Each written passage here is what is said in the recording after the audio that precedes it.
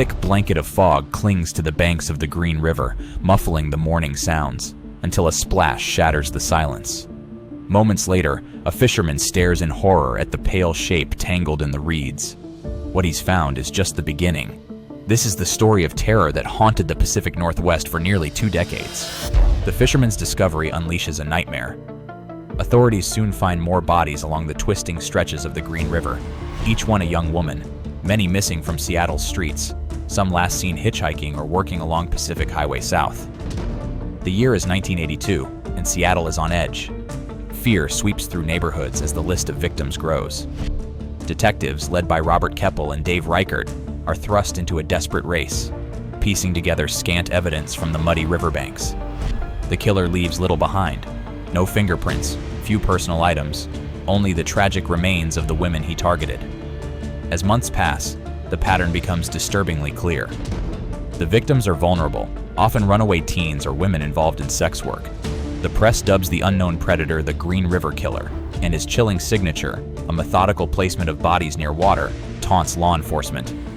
Parents warn daughters not to go out alone, rumors swirl, and the city's nightlife empties. Detectives interview hundreds, sometimes thousands of possible suspects. Hotlines overflow with tips, and psychics offer visions. Even notorious serial killer Ted Bundy, awaiting execution, provides his insights in a chilling jailhouse meeting. But the case remains maddeningly out of reach. Every lead seems to wither. Years pass.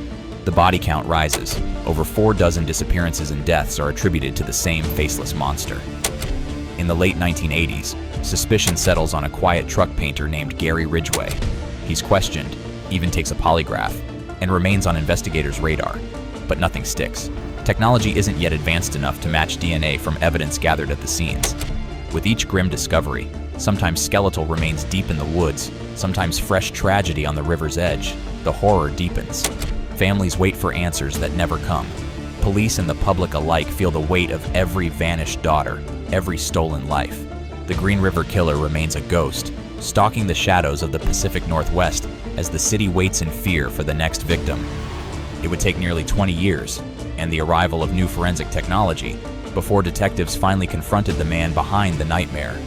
Gary Ridgway confessed to killing dozens, making him one of America's most prolific serial killers.